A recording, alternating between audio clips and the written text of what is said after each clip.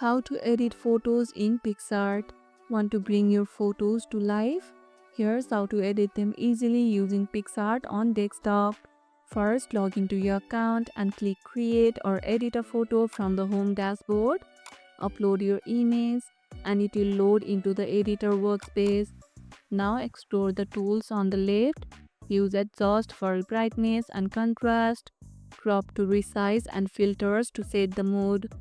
Add text, stickers, or effects by selecting the corresponding options on the toolbar. When you're happy with your edits, click Export at the top right to save your masterpiece. Picsart also lets you undo or redo any change with simple arrow buttons, so don't be afraid to experiment. Have a favorite filter or effect?